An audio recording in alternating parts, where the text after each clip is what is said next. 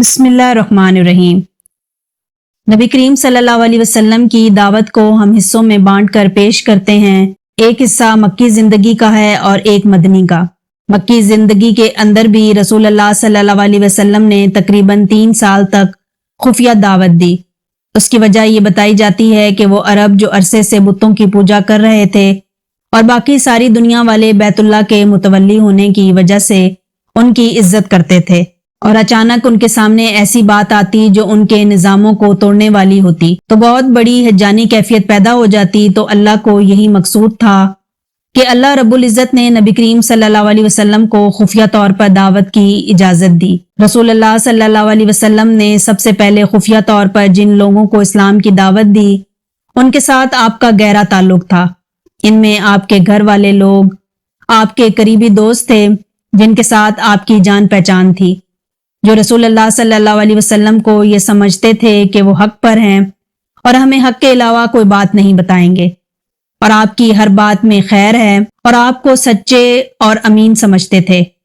रसूलुल्लाह सल्लल्लाहु अलैहि वसल्लम ने ऐसे लोगों को पर इस्लाम की दावत दी। तारीख में है कि उन लोगों ने इस्लाम कबूल करने में सबकत की।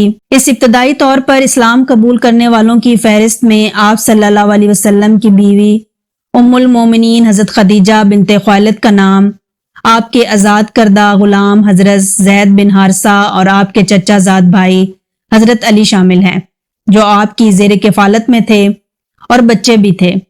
उनके अलावा आपके यारे गार हजरत अबू बकर सद्दीक रजी अल्लाह ताला, ये सब के सब लोग अब पहले ही दिन मुसलमान हो गए थे।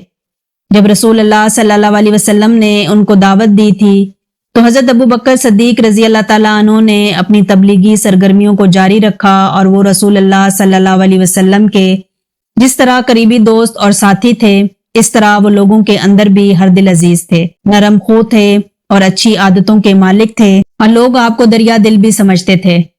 उनकी दूर अंदेशी, उनकी तिजारत, उनका हुस्न इखलाक, ये सब का सब काम आया और उन्होंने भी अपने साथ उठने बैठने वालों को बड़े एतमाद के साथ इस्लाम की दावत देनी शुरू की और उनकी कोशिश से हजरत उस्मान रजी अल्लाह ताला, हजरत जुबैर रजी अल्लाह ताला, हजरत अब्दुर्रहमान बिन औफ रजी अल्लाह ताला अन्हु, हजरत साद बिन अबी वकास रजी अल्लाह ताला अन्हु, हजरत तलहा बिन उबैदुल्लाह रजी अल्लाह ताला जैसे बुजुर्ग लोग जो वो इस्लाम में शामिल हो गए और ये इन बुजुर्गों का हर अव्वल दस्ता था जो उन्होंने इस्लाम को अपने सीने के साथ लगाया। और शुरू में जो लोग मुसलमान हुए, इनमें से और भी शख्सियात हैं जिनके मैं नाम लेना चाहूंगी।